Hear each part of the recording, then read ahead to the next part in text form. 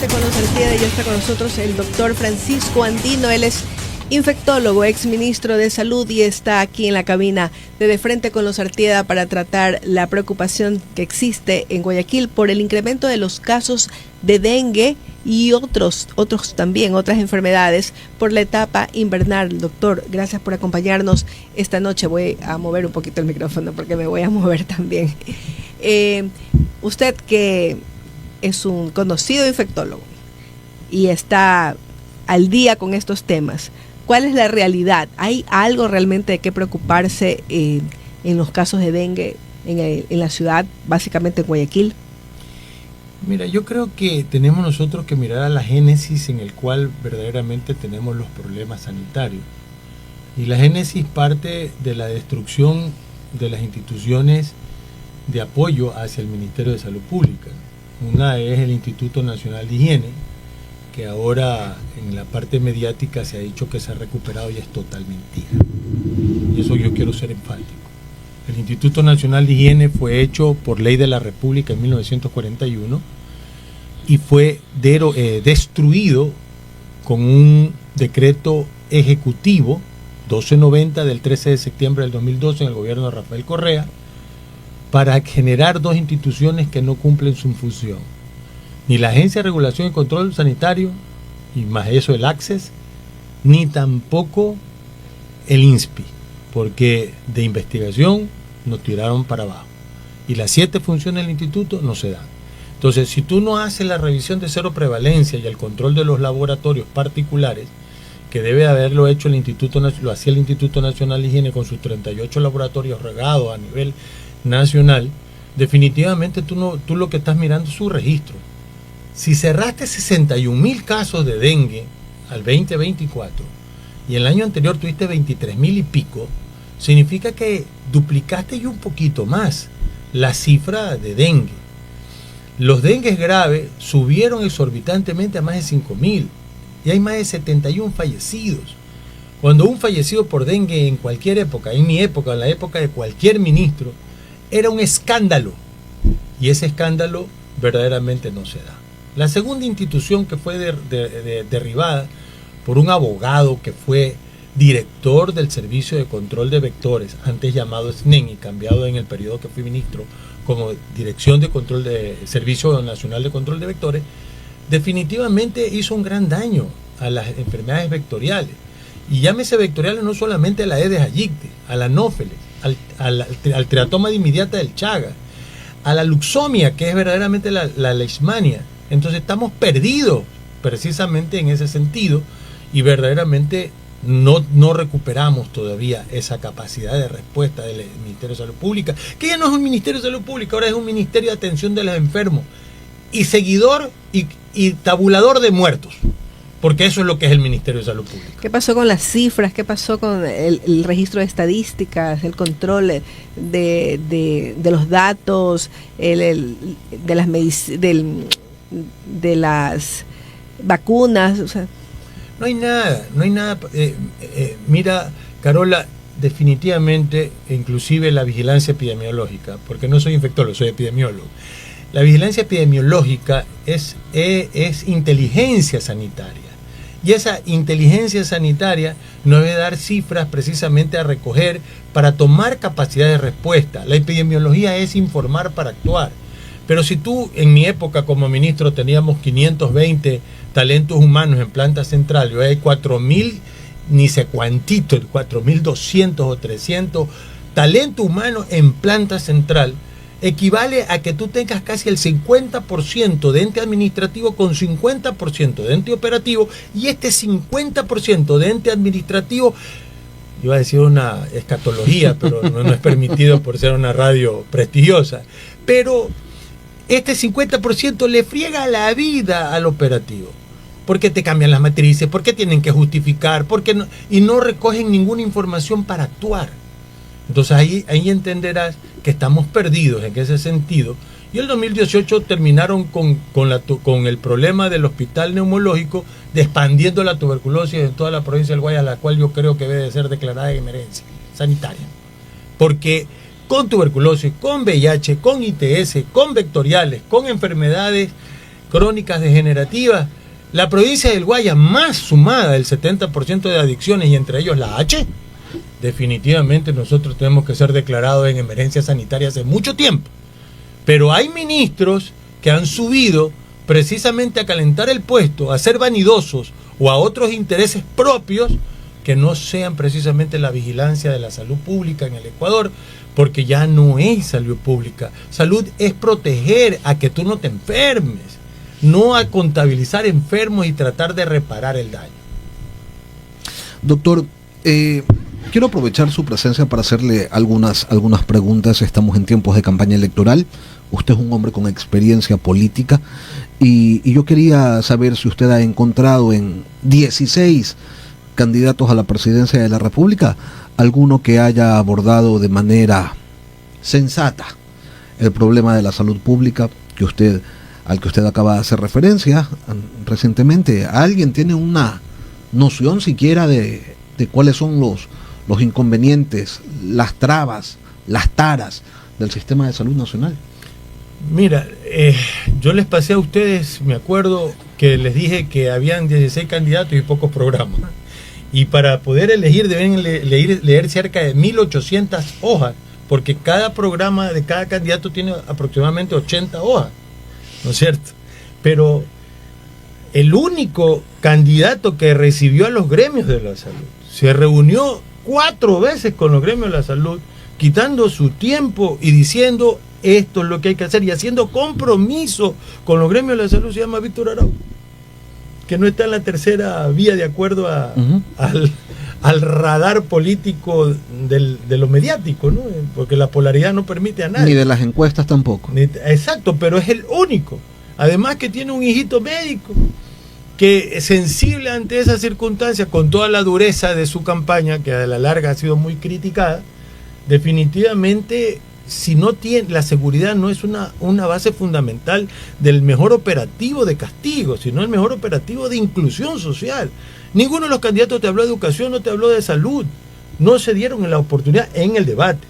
Y fuera del debate tampoco. Entonces, yo se lo digo yo que claro, he tenido la oportunidad de revisar los 16 planes de gobierno que están disponibles en la página del Consejo Nacional Electoral.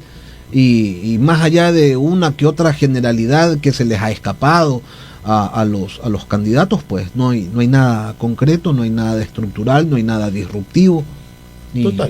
Total, y por eso mismo es que con Grupo Ciudadano formamos el Plan 2050, ¿no es cierto?, en 7 ejes, entre ellos salud, educación, agricultura, seguridad, la parte eléctrica, energética, economía, producción, y el Instituto Ecuatoriano de Seguridad Social, que es la última vanguardia que hay que cuidar, que a la larga la quieren privatizar. Entonces, porque ahora me dicen a mí, la salud no es privatizada. Está privatizada si el 60% de la resolución sanitaria la resuelven las clínicas, y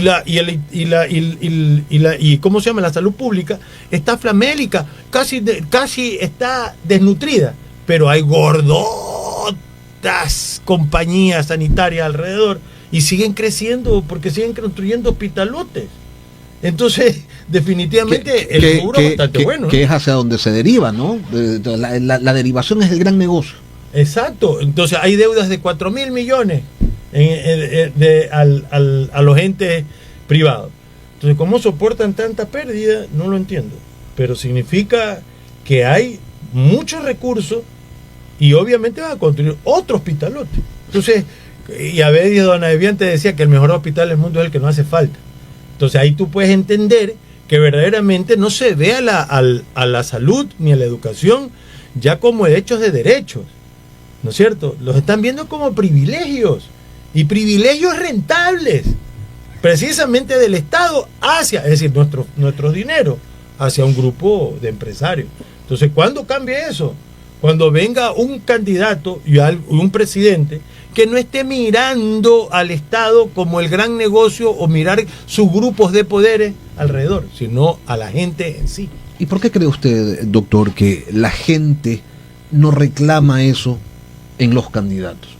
Porque la gente no está pendiente de que le ofrezcan un plan sensato en educación, en salud, una reforma estructural.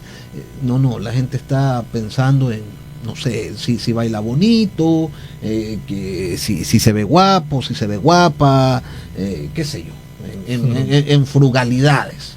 Lenín Artieda sería un gran candidato porque es bien conocido. No es un asunto de ser conocido, es un asunto de tener claros cuáles son los problemas del país y cómo resolverlos. De candidato. Tampoco se lo aceptaría si lo hiciera. No, mira, la intención es esta, ¿no? Lo que te trato de decir es que, a ver, si uno mira la evolución última del eje mundial, del eje global, el poder global se transformó del capitalismo y del postcapitalismo hacia el neoliberalismo. Y el neoliberalismo tuvo como mejor herramienta el Estado comunicacional, pero no el Estado comunicacional regular, que genera crítica y genera pensamiento, sino inmediato que no permite otra cosa que subyugar el subconsciente de la mayoría. Entonces ahí te puedo referir y decir que el TikTok y las redes sociales resulta ser la mejor herramienta para ser conocido y ser elegido. A tal punto que en el inconsciente colectivo de la población no existen más que 2 candidatos el 9 de febrero, aquí a la vuelta de la esquina. Y entonces esos 2 candidatos no se van a virar en ese sentido porque la gran mayoría, espero no equivocarme, que ese más de 50% de gente indignada, ¿no es cierto?, vaya a dar una sorpresa a las 2 polaridades.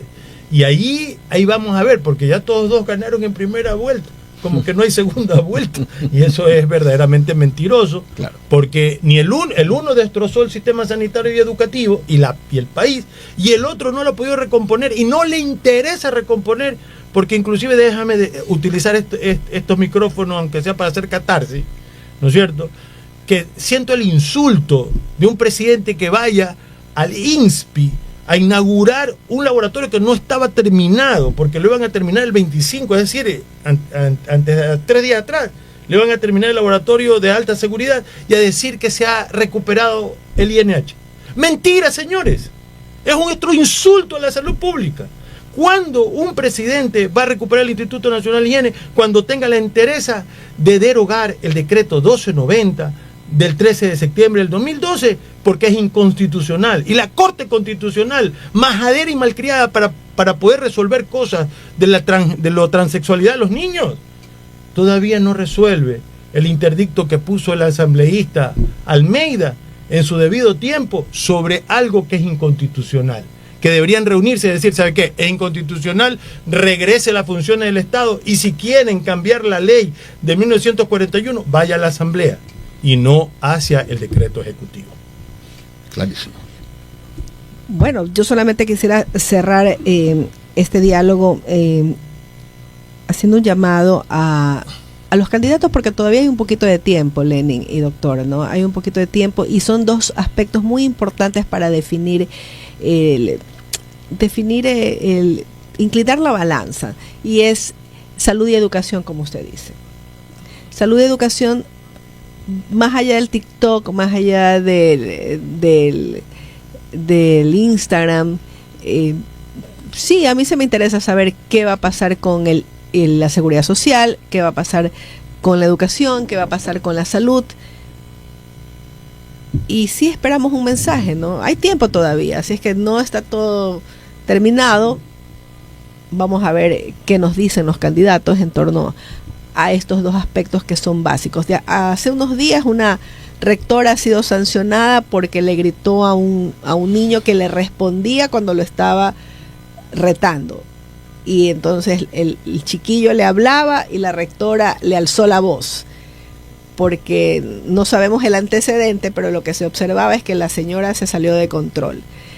Entonces, en los comentarios, la gente la atacaba porque ella era una mayor de edad y tenía que controlarse, pero nadie decía nada de este muchacho malcriado que sin ningún control le hablaba sobre lo que la superiora, porque era la directora o la rectora del plantel, estaba hablándole, le estaba llamando la atención, y él le hablaba sobre lo que él estaba diciendo. Entonces la otra se exasperó y le gritó. Y yo decía, Dios mío, ¿qué educación tiene que tener ese chico en su casa? Probablemente a su mamá la trata igual. probablemente su mamá la trata igual, entonces no tiene ningún respeto. Entonces así estamos en los colegios, y después nosotros decimos, estos son nuestros jóvenes, no tienen ningún respeto en sus casas, no tienen ningún respeto en la escuela, probablemente no tengan ningún respeto en sus lugares de trabajo, y estos son los que van a ser probablemente los jefes, si es que llegan a ser jefes, o los empleados, si es que llegan a ser empleados, o quién sabe qué futuro nos espera. Así que las reglas claras desde ahora, señores. Nos vamos viendo. Agradeciéndole, por supuesto, al doctor Francisco Andino por habernos acompañado esta noche. Hasta mañana.